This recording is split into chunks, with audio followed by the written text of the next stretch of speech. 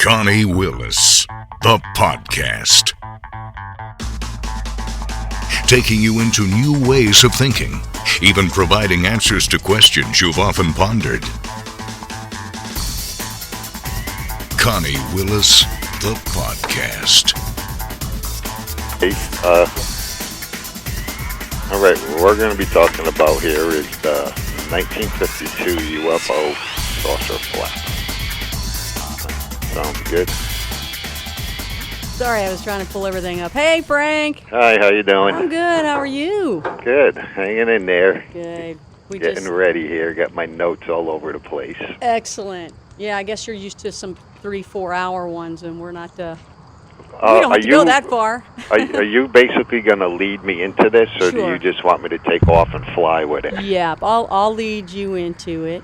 Can you give me real quick, because I've got a bunch of notes, and I just want to hear it right from you, and I'm going to write it down later. No, I've got that. No, get it. Basically, we're going to be talking about 1952. We can give a little bit of what was going on because it had the most sightings in Project Blue Book history. Yeah. We had the Washington, D.C. flyovers that started the Summer of the Saucers of the Flap, and Flatwoods ended it. Yeah. So basically, at 52, Washington, D.C. had, and then that whole summer had the highest amount of sightings in history. And Flatwoods ended the summer, and that was kind of the peak of UFO sightings. My biggest thing is, how do I say your last name? Feschino. Feschino. Like Feschino. It's Feschino. Feschino, right? Yep. Feschino. That's it. Okay, great. Okay. Got it. All right, that was that's like the most important thing. They might as well call it the Feschino monster now. You're like the man for this, so. Yeah. Okay. That's what the little kids on the tour called me, the Monster Man. Oh, all right. That's what you've become. That happened in Walmart when I was in West Virginia a couple of years ago. All the kids are screaming across Walmart running because they had seen me on TV.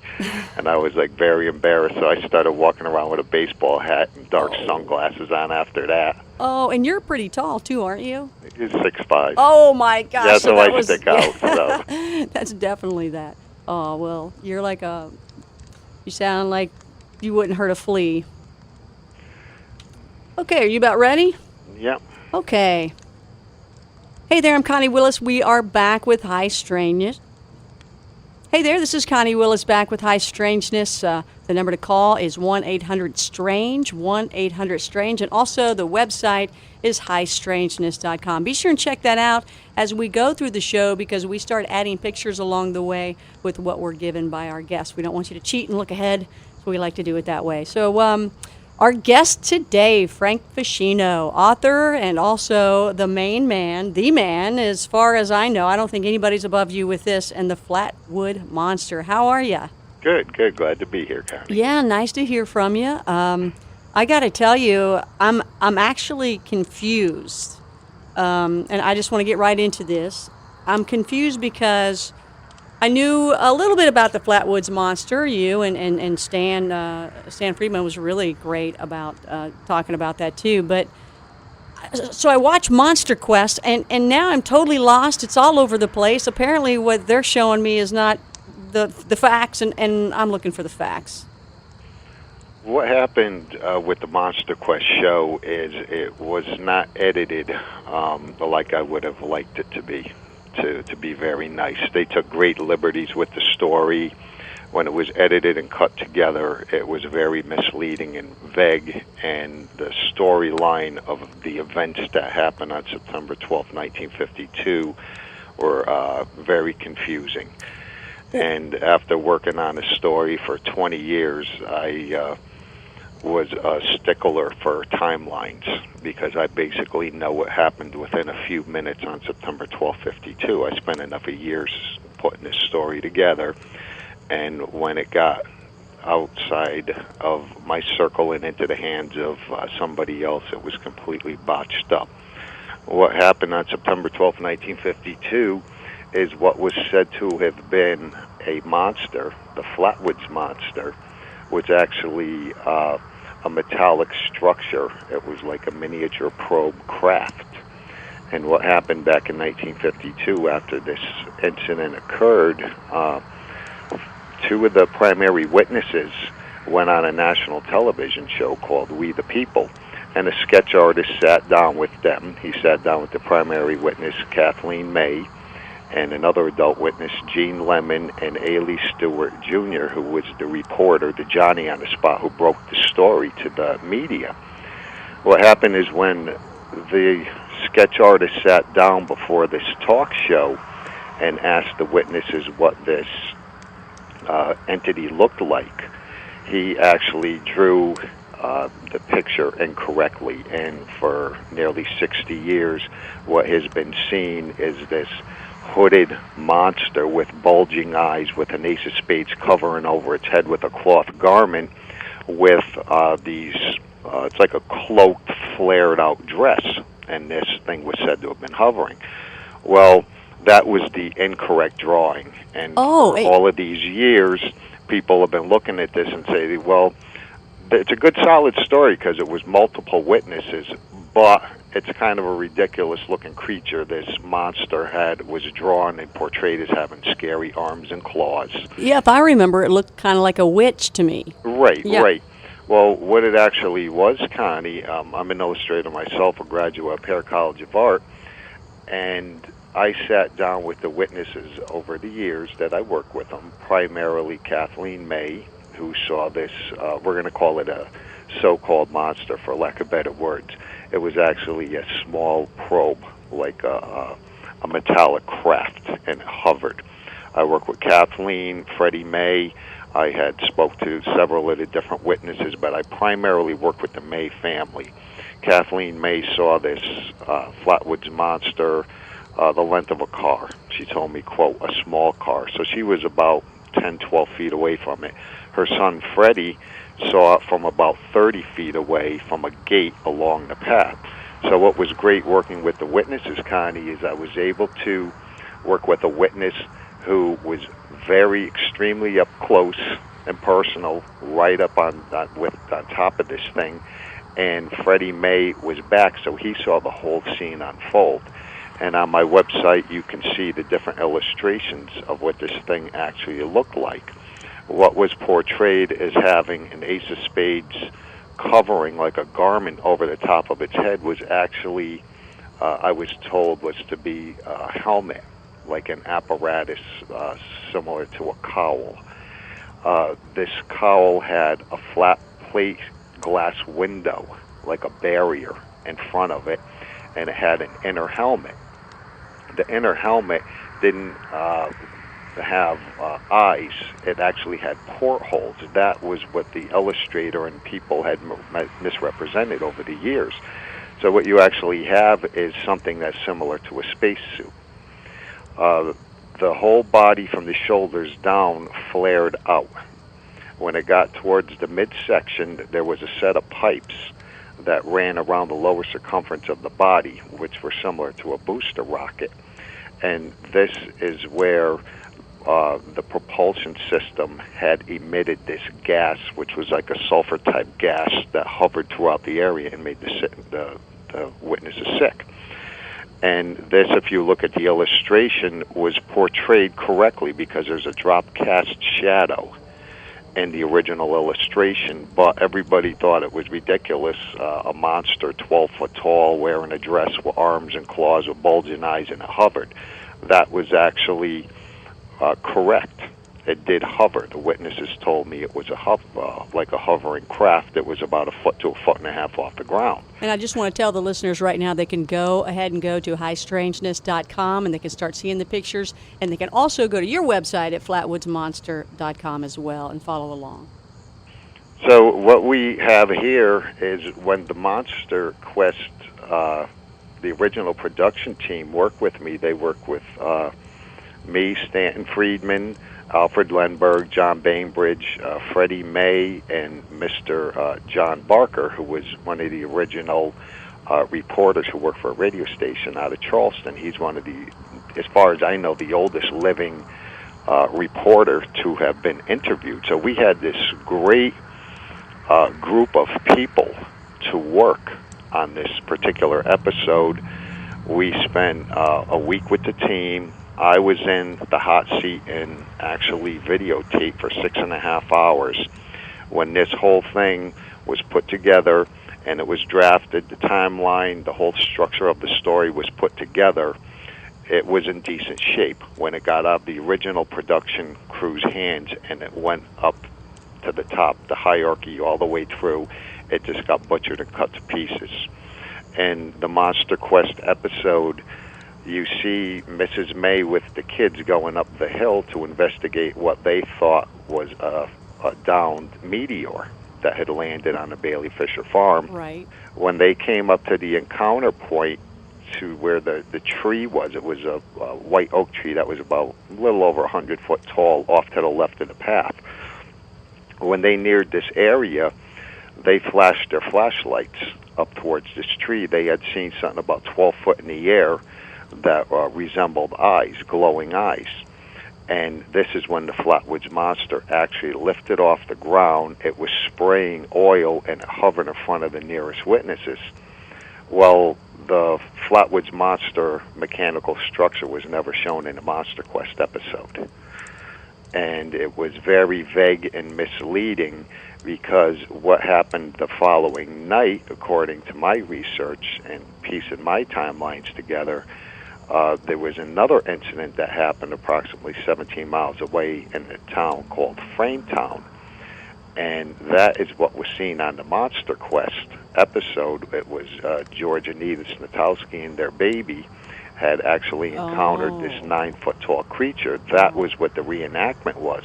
What wasn't made too clear was the bridge and the connection between Flatwoods and Frametown. What was seen in Frametown was the reptilian creature that was in the spacesuit. It was actually the Flatwoods monster with the upper portion of its spacesuit off and gone, and it was hovering. You had the sulfur smell, the same shaped craft, the same colors, the whole ball of wax. Everything was the same in both cases, except the upper portion of the suit was off, which was basically the upper portion of the torso section, which had flared down from the shoulders to the waist, the inner helmet, which was red with the porthole openings, and the cowl with the barrier in front. All of that was gone. So the Flatwoods monster was actually unveiled. It was seen the following night. The bridge between the two incidents was not made clear. Yeah, exactly. So you are saying that, okay, the first time it was seen by the May family, it had the top on it. Right, the upper portion of the suit was on it. And the second night, it was seen in Frametown? Right, 17 miles away. Okay, and it was a reptilian. Was it reptilian? I know the top half was up, but was it actually reptilian, or was that the Monster Quest? No, it was a reptilian. Oh, okay. So and the portrayal of it was pretty close. Not exactly, but really? It was close. My illustrations were actually shown within the show itself, my black and white drawings, and I actually talked to George Snatowski, who encountered this creature. I have the original magazine article that gives the explicit blow-by-blow detail of what happened, which he told me was correct. So I had a lot to work with. Yeah. The Flatwoods part, it was very disappointing because it was kind of breezed over, and they just brought the viewer straight into the Frametown incident, and the Flatwoods was left in the dust behind, and that is the correlation, is these two were actually the same creature that were stranded in West Virginia.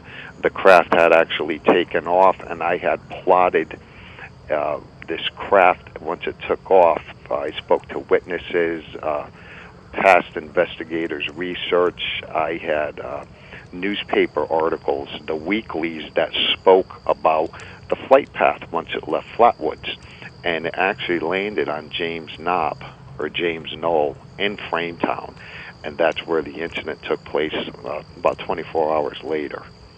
Okay, so were those really the only two sightings of the creature? Or whatever? Yes, in Flatwoods and Frametown, West Virginia, those were the only two in that area. Okay. Those were the May family and the kids that saw it there, and then the Snatowski incident the following night. Okay. And after it encountered the Snatowski family, this creature went back into the woods, and then another craft took off. Oh, okay. Did anybody feel scared? Was there any fear? Did they feel like this thing was coming after them at all? In which incident? Either one. Both of them, they were absolutely terrified. Oh. Absolutely terrified out of their minds.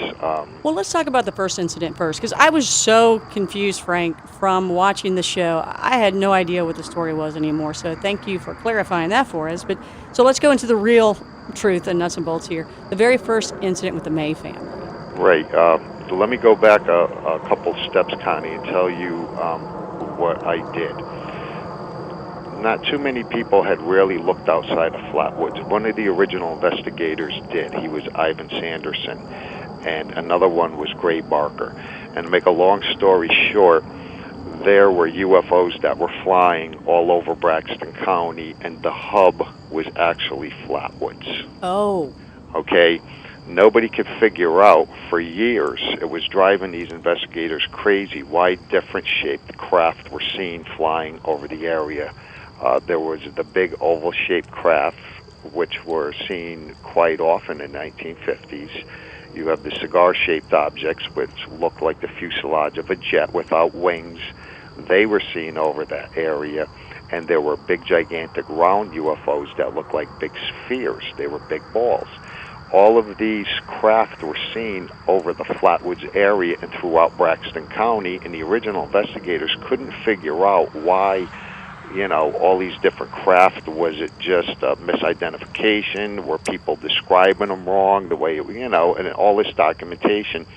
Well, these people did see several different craft, and everything ended up coming into the Flatwoods area. It was actually a rescue mission.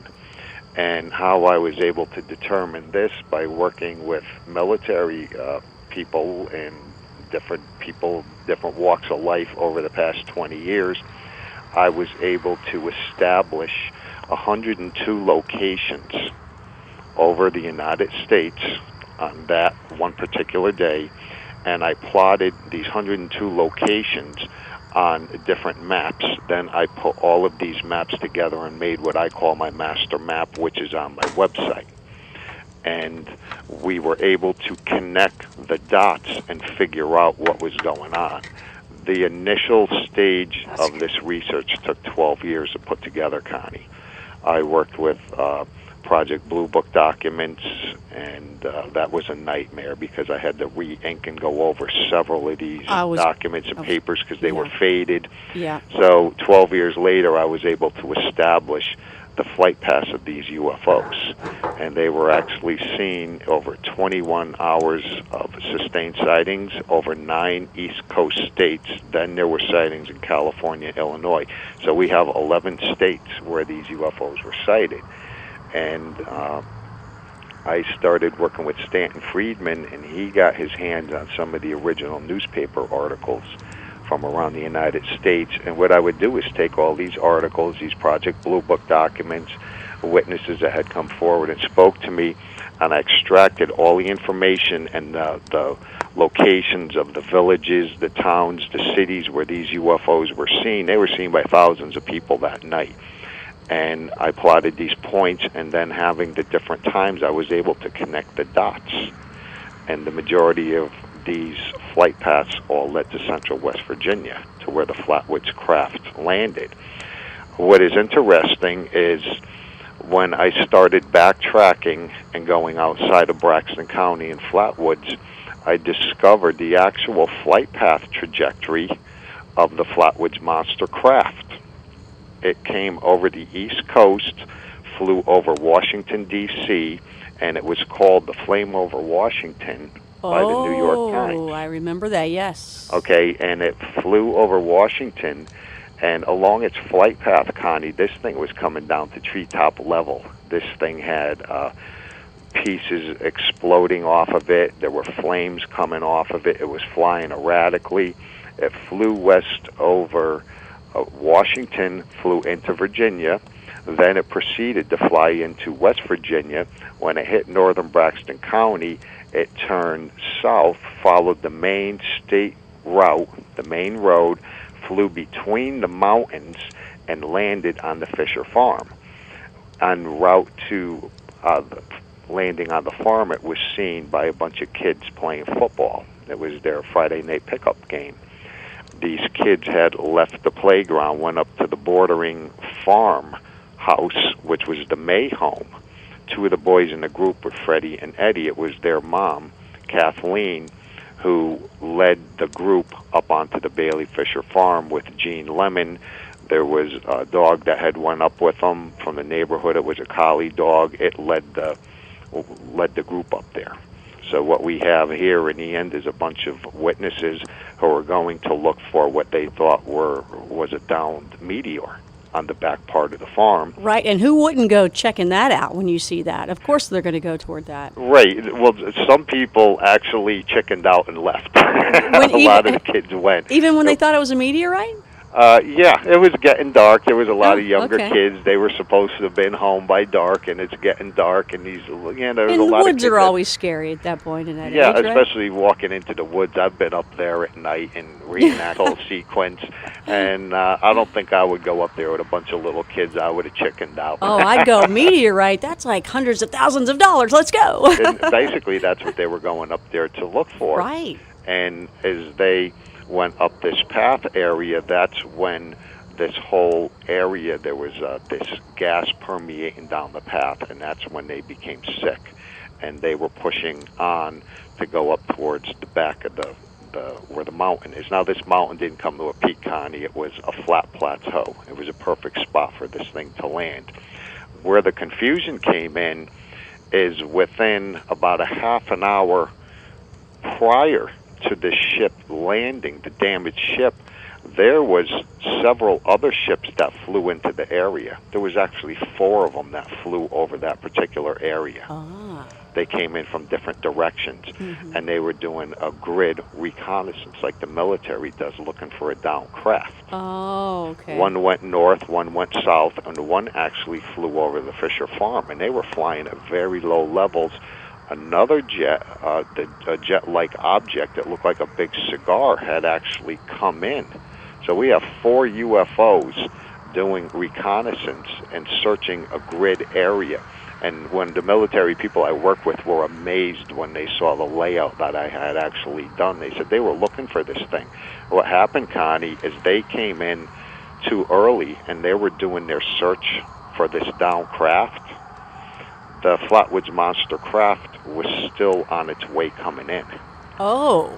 And they missed the rendezvous. And me and my team figured this out within a minute or 2. Well, that shows that they knew about this. Oh, of course. And that's what the past investigators, and it's well documented. Donald Kehoe of Nightcap, he investigated this case and spoke about it. Harold T. Wilkins, Gray Barker, Ivan Sanderson, the list goes on, that we knew there were UFOs seen in that area. Nobody could figure out why. Let me ask you why. Isn't that area, is it like coal mines, or what's that area known for? Well, it's basically farms. Okay. There's no coal mines in that immediate area, but It's not like steep hill. the reason we think that this thing went down in that particular area, Flatwoods is approximately 206 miles west of Washington, D.C. If you look at my master map, you'll see it. Right. It is directly west of the Capitol. When this damaged object flew over Washington, it flew straight into Braxton County, and when it headed south, it flew a few miles and landed on the farm. Where it landed is the geographical dead eye center of the state. And if you do an omni-circle around Flatwoods, there are no Air Force bases in that immediate vicinity. It landed right in the middle. It knew where to touch down, where it wouldn't be bothered. Gotcha. And what happened is when it finally landed, the other craft had left and moved away. And you could see this on my master map if you look at it. And I give a little explanation of what actually happened there. It was a search and rescue. Right. Okay. Okay. And you can check that out as well at flatwoodsmonster.com. We also have a link for you if you go to highstrangeness.com that will take you right there to what Frank is talking to you about. So the kids go up and they start smelling this gas. Yeah, it's like a sulfur smell. Okay. And Kathleen May is leading the group up this path with the boys.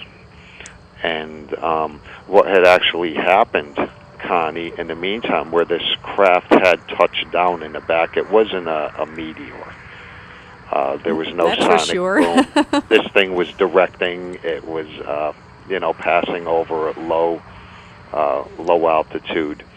And what we have here is a craft that touched in the back part of the property on a flat plateau, geographical center of the state, and it's sitting there and it was glowing. Another adult witness, Jack Davis, who I work with, actually had seen this craft coming in from a different part of the town, which is great because now we have the testimony of another adult who had actually seen this thing coming down. Mm-hmm. And when this thing touched down, he said you could see it glowing through the trees. This thing was basically, you could see it sitting up on this plateau. By the time that Mrs. May and the kids got up there, this craft had actually relocated into a field down in back of some pear trees, which were part of an orchard. And this is an area where cattle and horses graze throughout the year. So this craft is now relocated, and it's sitting up in the corner of a gully, tucked away in the back part of the property. They didn't know it had relocated. They're looking straight ahead to walk up towards the back up this inclination. As they enter this gas area, the dog, which was this big collie, had darted ahead, and it took off, and it runs into the fog. It gets a little bit up ahead of them, and it starts barking, freaking out, going crazy. It yelps and turns around and hightails and goes back in the other direction. Yeah. That's what I would be doing. And the dead was found the following day. It was found dead. Oh, no. That was reported by Ivan Sanderson. So whatever happened, this dog got a whiff or got a good gulp of this sulfur, which was pretty sickening. Oh. So Kathleen May is walking up the path with Gene Lemon. They had just passed over a second gate. Neil Nunley, another witness, was right behind them, Ed May and Ronnie Shaver. And the back of the path, these people are all strewn out. They weren't huddled up. They were strewn out along the path. We had Freddie May, Teddy Neal, and Tommy Heyer. He was a young boy who joined the group afterwards. So we have these 8 witnesses. 2 are adults and the rest are kids between 6 and 14 years old. Okay. This smell is rolling down in this fog form. Mrs. May is up and leading the path with Lemon, and they see these lights about 12 feet up in the air. They thought it was an animal perched up on a tree, a raccoon or a possum, because it's way the heck up there, 12 foot high. The tree is set 4 feet back off of this dirt path. And they put their flashlights on, and they set the beams and direct them up towards this set of eyes. And that's when they realized it wasn't something sitting up in a tree. They were actually eyes that were attached to a body that was 12 foot tall. This thing lifted off the ground and let out a blast of this smell of this fog, which I said earlier, that was part of the propulsion system.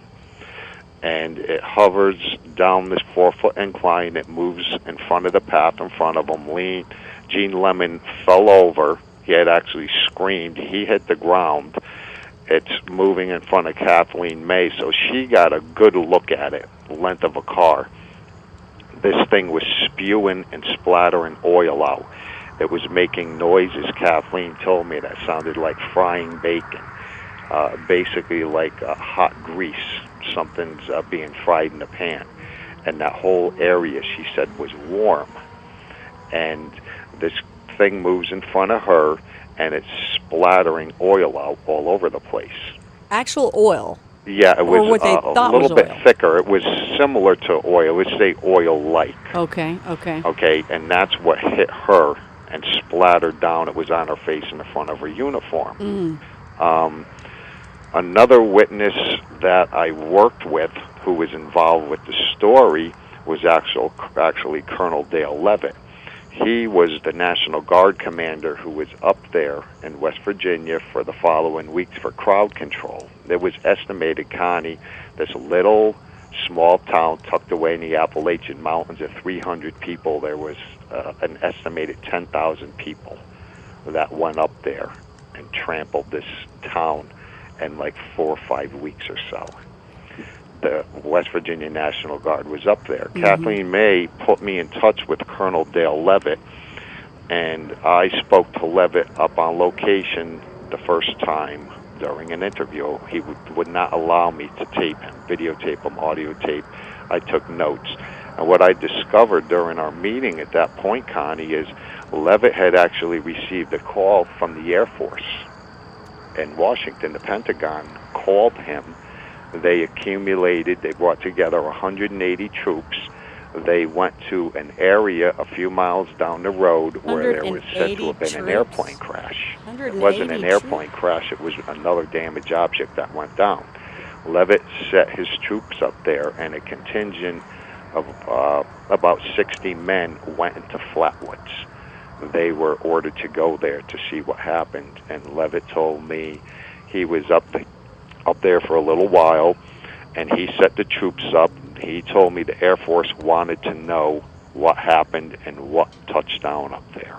So basically, their mission, it was a covert mission. They came into the backside of the farm that night when everybody was sleeping. They cordoned off the area, and they took the oil samples. He told me he took tree samples, pieces of the leaves, this oil stuff he told me was puddled on the ground. There was trace evidence on the ground from where this craft had hovered back and forth. Off the main craft, there was a lot of evidence there. He gathered it all up, and he told me he shifted it off to Washington. He sent it up to D.C., and what had happened is he told me his troops stayed there overnight to see if something else was going to happen.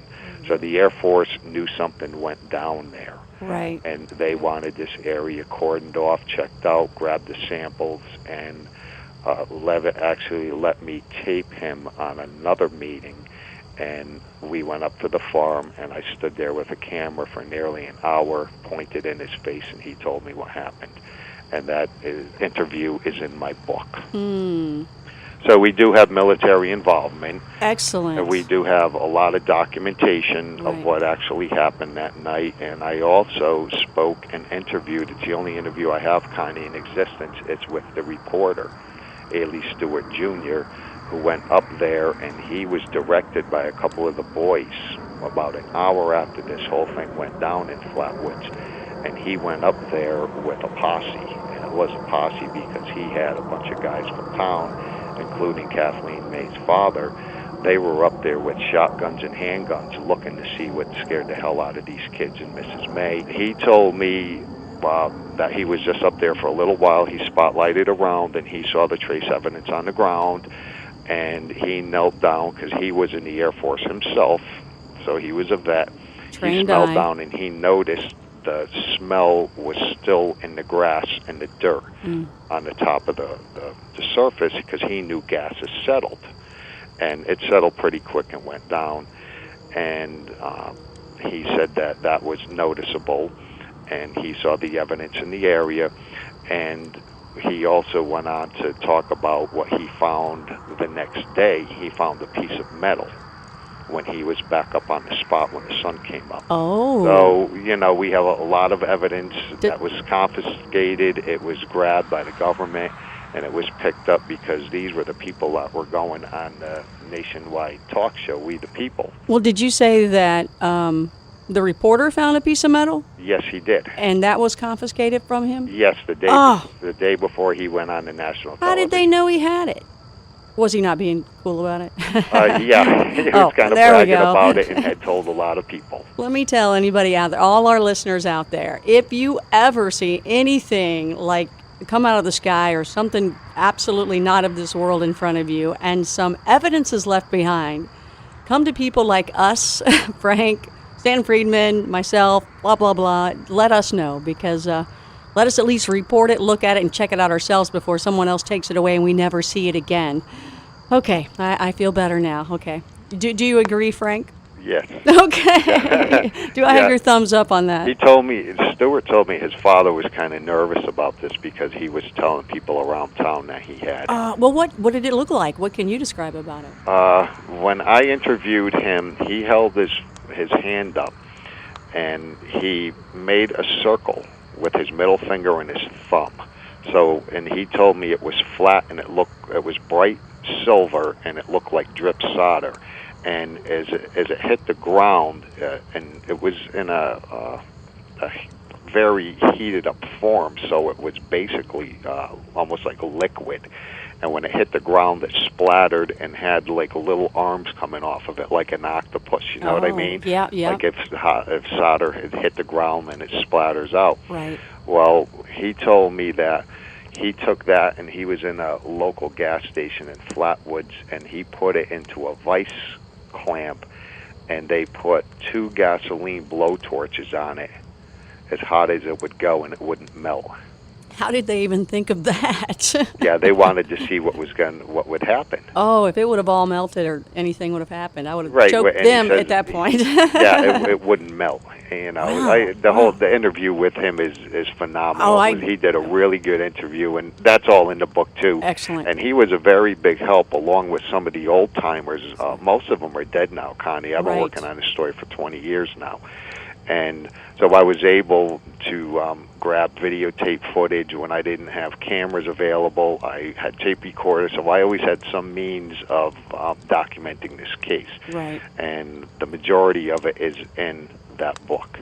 So I got like a bazillion questions I'm dying to ask, but I also want you to get through the actual story of it, so we can go from there. So, okay, the reporter goes out and sees all this and gets that little bit of evidence, but then it's gone. But it was exactly the next day that they see the lizard-looking reptilian guy? Okay, that was what happened in Flatwoods was September 12th. Okay. Okay, the craft had taken off. Mrs. May told me that somebody actually saw it leaving. Wow. It was making almost like a pendulum motion, which is not uncommon. And it took off, it went into another area, touched down again, then it went along the local river, went down the Elk River. When it landed on James Knob, okay, it was seen by some of the James boys.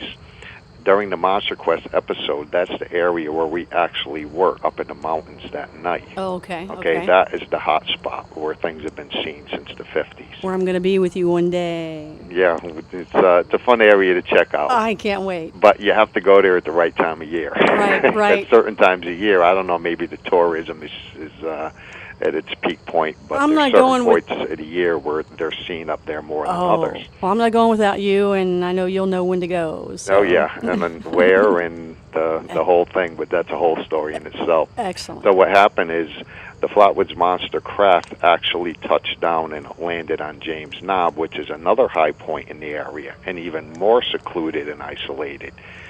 And the following day, it was about 8 o'clock, and that's when this fellow was going back home, and he was going through the mountains. George Natowski and his wife, they were from Queens, New York.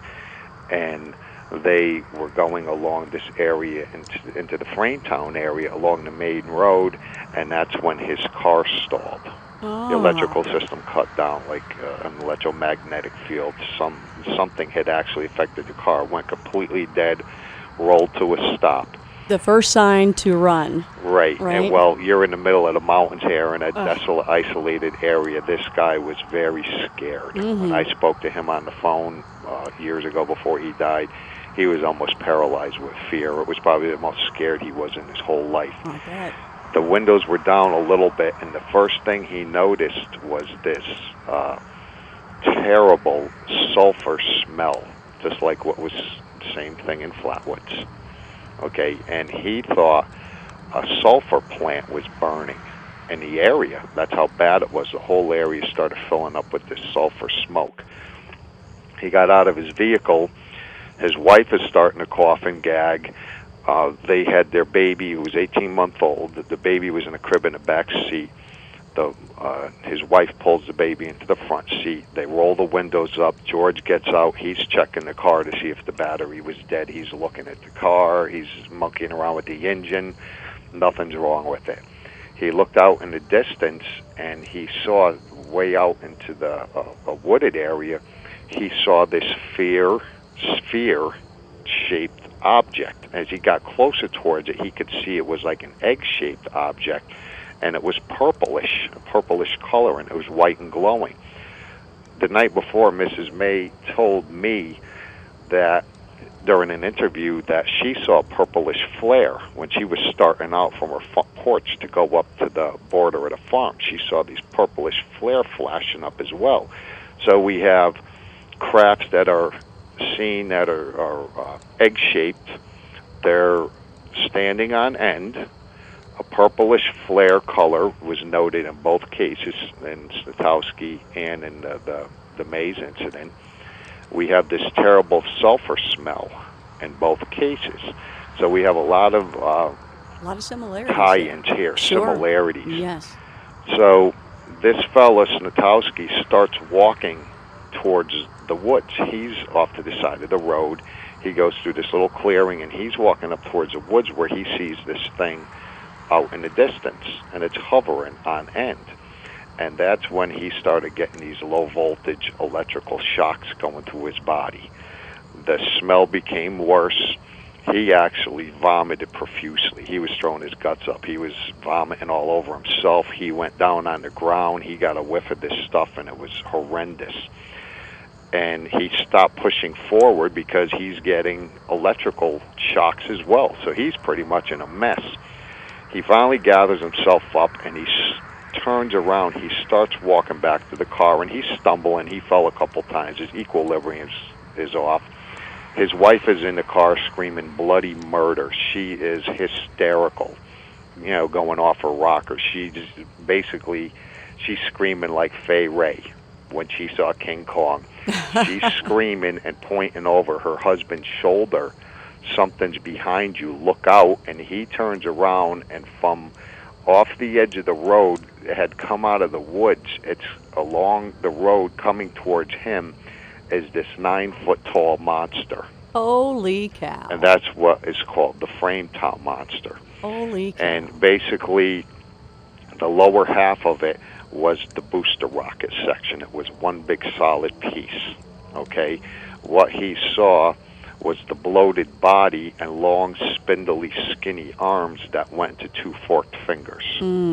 This thing is coming towards him, and it's floating off the ground, just like in the Flatwoods case. So we have basically the same craft, except we're seeing the actual entity that's standing inside of it, and it was a reptilian. And it's going right to him. Yes, it was coming right up behind him. And there's some illustrations on my website, and I go into explicit details in the book about it.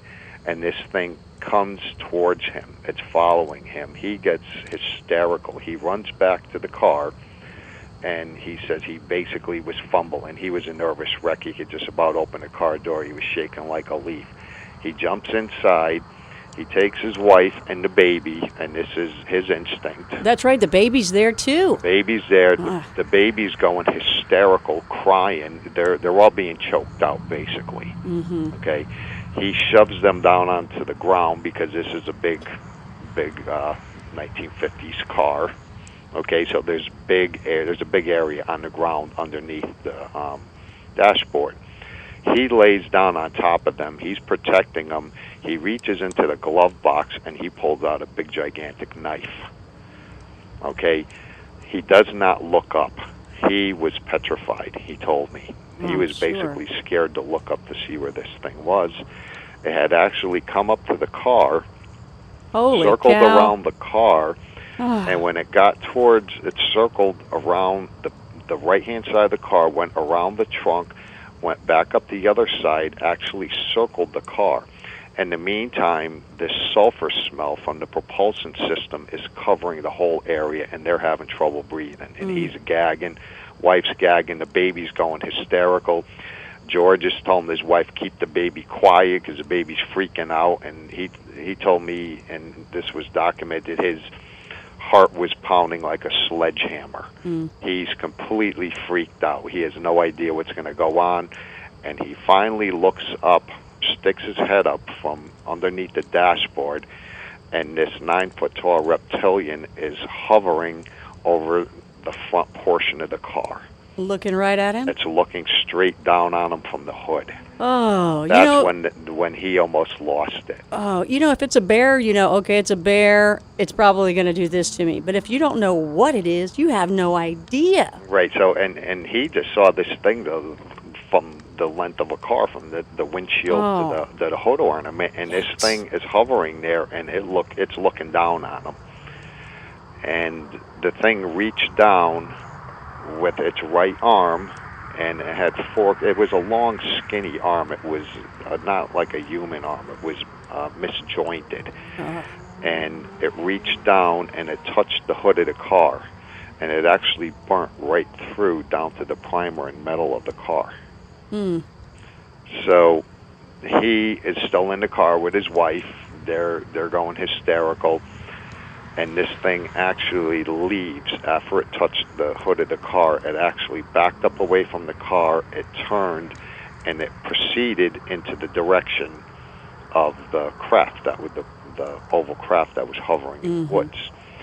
And so basically, we have a close encounter case here where the Satowski family just happened to be in the wrong place at the wrong time. Oh, wow. They intervened into the middle of this thing getting picked up. When it hovered back into the woods, George said it went back. He saw it go into the woods, along the edge of the woods. Then it disappeared into the woods. And a couple minutes later, he saw this thing start moving in a pendulum motion, like it was picking up momentum, swinging back and forth. Then it took off. Unbelievable. And then the car was able to start. Unbelievable. And he tore out, I'm sure. And he went into Sutton, excuse me, which is actually the county seat. And there was a gas station and truck stop there. And he went in there, and they kind of gathered themselves up. Frank, did when he said he looked into the eyes of this thing, did he describe the eyes and the face of this reptilian-looking thing? What he basically said is it was like a reptile snake-looking thing. It didn't have big eyes, but it had a big head and a big bloated body, and the arms were very skinny, like from the shoulders to the elbow were disjointed. They were like shorter, and from the elbow to the fingers were a different length. Do you know what I mean? Yeah. It wasn't like a human arm. It was basically opposite. Okay. And instead of having 4 digits and a thumb, it had 2 long fingers. And do they have pictures of where it ate the paint down to the primer on the car? No, it was noticed actually by somebody the following day. Oh, okay. And Snatowski didn't talk about this story for about 3 years. Sure. You're going to get finally, laughed at. he went public with it. And by that point, it just was in a magazine that was called Mail. It was basically like a barbershop reading magazine, and by the time the thing was published, the Flatwoods Monster story had got pushed aside. Nobody had really made any connection with the 2 incidents. Jacques Vallée actually wrote about this Natowski Frametown incident, and it's been written about, in a few different locations, but not to any length. And there was nobody ever put the connecting pieces together. We are talking with Frank Feschino Jr. right now on High Strangeness. I'm Connie Willis. I'd like to give the phone number out to you if you'd like to call in and ask him some questions. The number is 1-800-STRANGE, 1-800-STRANGE, talking about the Flatwoods Monster and clearing up exactly what the story was if you happen to see the Monster Quest episode. So give us a call. Also, head to the highstrangeness.com, our website. You'll see the link to Frank's website as well. You'll see all the pictures. You'll see what he's talking about, the master map that he has as well. We are back at High Strangeness. I'm Connie Willis with Frank Feschino Jr. of the Flatwoods Monster, the expert of it, the master man to answer every one of your questions. A couple other questions before we go, because we are running out of time, Frank, are, and it's just been incredible. Thank you for clearing up, what I had missing on the show. But one of the questions I have for you, you talk about that sulfur smell over and over again. Right. Do you remember Philip Snyder? Does that name ring a bell? No, it doesn't. He was like a whistleblower kind of guy. He had built, he was almost like the foreman, top secret classification all the way up to the highest. Mm-hmm. He helped build underground military bases. And at one point, I think it was in, I can't remember, it might have been 79. Anyway, at one point, they were building one of the bases, and they kind of fell into something. Apparently, there was already a base there. And when they fell down, himself and some black berets, when they fell down into it, there were these, I think he said tall grays, but then I remember him saying something about reptilians. Mm-hmm. And apparently, they were already there, and he was talking about how we're already at war with these reptilians. The way he described the reptilian is, he said they had these horrible smells. I mean, he said worse than any smell you'd ever smell with the sun baking on it kind of thing. Mm-hmm. And it kind of reminds me of the smell that you're talking about with these guys. Is the smell from the creature? Is the smell from the exhaust fumes? And I'm just curious, because are these kind of related possibly? That's what he was talking about. It could be. I might have to check into that. Let me know what you find out. And Ivan Sanderson was up there. Because this guy was found dead in his house at one point, where they said he committed suicide. Who's that? The Philip Snyder guy. So let me know what you find out about that. Okay. Okay. Yeah, Ivan Sanderson was up there with Gray Barker and his team of guys, and they were investigating another crash site. Remember when I told you when Levitt was sent to this area looking for what he was told, a downed aircraft? Yes. And they didn't find anything. The sheriff was there earlier. It was pretty much a mess in Braxton County. They were chasing all over. What these objects were actually puddle jumping, and they were moving out away from Flatwoods, and they were touching down, taking off again, crashing, landing again. So Sanderson was in this one particular area where Levitt was. He was there about a week later with his team, and they found the area where one of these UFOs actually crashed and hit the side of a mountain, and as it came in, it touched down on the ground, and Sanderson and his guys found a whole bunch of these coiled up things that look like, the New Year's party blowers, how they coil. Yes. Okay. Yes. They found a bunch of these coiled up pieces strewn all over this crash site, and there were big divots in the ground. Well, to make a long story short, it was brought to a chemical place in West Virginia and the Charleston area, and it was actually like an aragonite, which is like a reptile shell. Oh. And Sanderson talks about this. It was basically a shell of a reptile, and except it was gigantic. They had tried opening this coiled up material, and somebody came up with the idea, why don't you just try putting it in water? So what they did is they put it in water and it uncoiled, and it was gigantic. And Sanderson back years ago was talking about, this is what they found here. Oh. It was pieces of a reptile.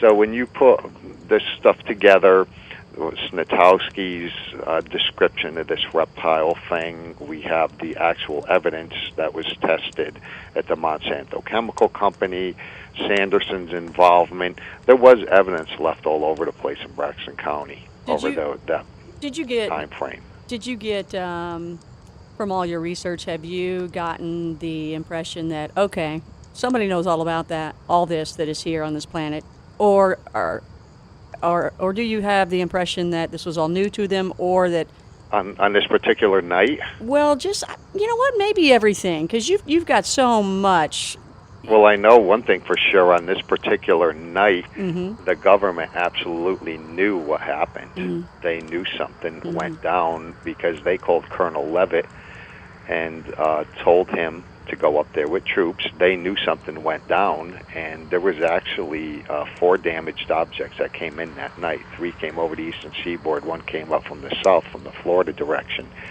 So we actually had 4 damaged objects that made repeated landings throughout the United States. Unbelievable. And I was able to pinpoint every single one of these locations, and that's what you see on the master map, which, as far as I know, nothing has ever been done in this explicit details like this. And the majority of the information I used, Connie, was right out of the Project Blue Book documents themselves. What do you think? Except the government said the explanation of what was seen was actually a meteor. They called it the Washington area meteor, which was seen for 5 to 6 seconds, which is totally absurd. That would have been a very big meteor, right? It would yeah, have over also 102 locations, over 21 damage. hours. Exactly. We would have been seeing major damage from that. Hey, so, before we go here, let me know, what do you think about disclosure? Will it ever happen? Do you think this might help by having people educated on the Flatwoods Monster and all the other information that you have? Well, the one thing about the Flatwoods Monster case is it seems every time my research goes into the hands of someone else who is supposedly going to help me from my first book, it was yanked out of the UFO hunters' hands. I did a shoot with the UFO hunters, actually, a couple years ago, and the show was squashed. Oh. Then it went into the hands of Monster Quest, who made it an absolute abortion out of it. Right. And so every time my research has gotten to someone's hands who's supposedly going to help me, it turns into a mess. I need people who are willing to take the story and tell it to the public in the right way, tell the truth. And it's kind of interesting, too, Connie, is back in 1952 when Mrs. May was on the television show with Lemon and Stewart. The show was We the People. It was hosted by Dan Seymour. It was about the longest-running radio show from World War II era going into the early 50s. It was put into a television format, and the week after Mrs. May was on television scaring the heck out of the public during you have to remember, 52 had the most sightings of any year. Here comes Mrs. May with a witness, with the reporter vouching for them that this thing happened, and they show this monster on television, and they scared the American public to death because they were used to these UFO sightings almost on a daily basis through 52. Now, one of them is damaged and crash lands, and this is what comes out of it. So the We the People show was mysteriously canceled. Oh, wow. Okay, there was one more episode the week after Mrs. May and the other 2 were on there, and then bang, it was canceled. Wait a minute, maybe we shouldn't be talking right now, Frank. Hold on. Hopefully we won't squash this one.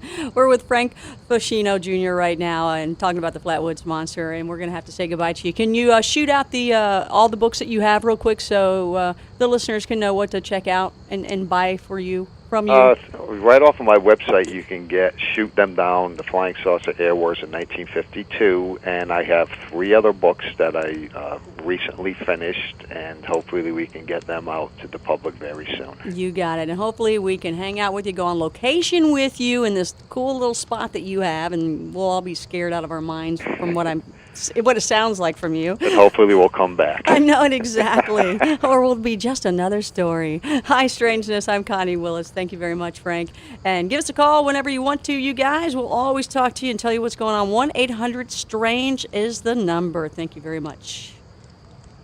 Hey, Frank, that was awesome. You like it? Yeah, that was great. You have so much story. I wish I did have a 4-hour show. It'd be fantastic. We could just keep going. Yeah. That was the condensed version. I know you were condensing each one of the chapters in my book to do with Flatwoods, I could talk about for 2 or 3 hours. Yeah, and I wanted to get out that time was just too much, but I wanted to get out. Connie Willis, the podcast. Join Connie's other shows at ConnieWillis.com.